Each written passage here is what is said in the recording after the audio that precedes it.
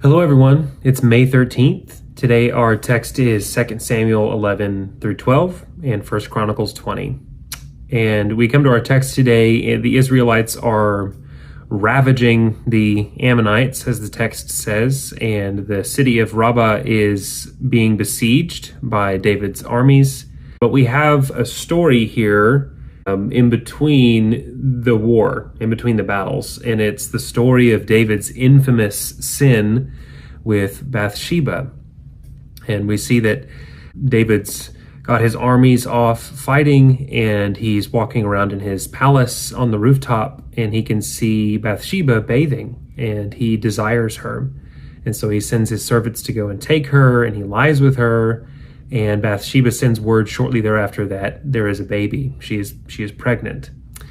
And in an effort to cover this sin up, he calls Uriah back from the war and is essentially trying to get him to sleep with his wife while he's back. But we see some integrity in Uriah in that he refuses while his men are on the battlefield to lie with his wife, go enjoy the comforts of his own home.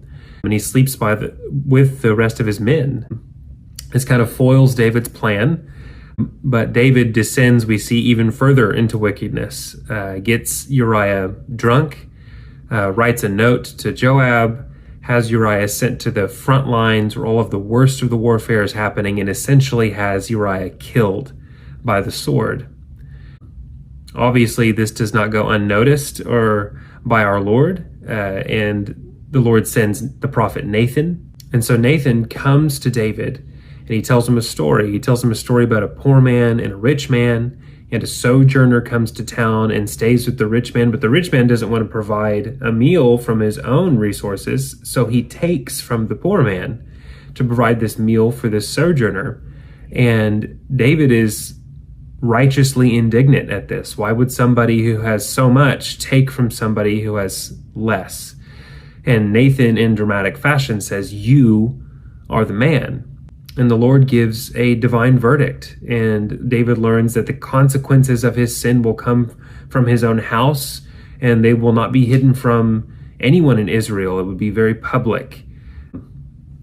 We also see that tragically the child passes away, as the Lord said would happen. I think that as ugly as this story is, there is much for us to learn about the Lord and the way that he operates in the world. And then also we can learn from David and his decisions.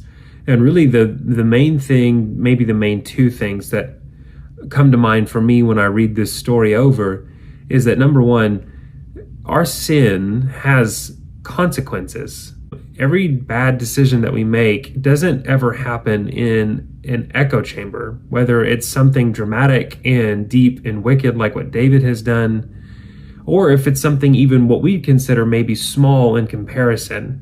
Sin across the board has consequences. The second thing that comes to my mind when I read this story is that there really isn't anybody outside of God's hand or his justice when it comes to sin. David was the king of Israel, the one anointed by God to be the king of Israel. And he'd been delivered out of the hand of Saul and won over many battles by this point. And he had everything, all of the status and wealth that a man could really desire at this time. And we see that even his sin doesn't go unanswered. The Lord deals with him directly. And that seems to me a very powerful picture, a powerful display that no one is outside of judgment. No one can sin and truly, ultimately get away with it. As good as David was at hiding all of this sin away, the Lord saw it plain as day, and dealt with David directly. So what we learn from David's story in 2 Samuel 11 and 12 is that sin does not go unnoticed by God. The Lord saw David's sin. He saw what he was doing. He saw what was in his heart. It also doesn't go unanswered by our Lord. God sent his prophet Nathan to bring a divine verdict to David for what he had done. So we see God's commitment to justice in the sin that exists in the world and the sin that exists in our hearts. The good news is that Jesus came, God's Son, and took on himself the punishment for guilty sinners like you and I.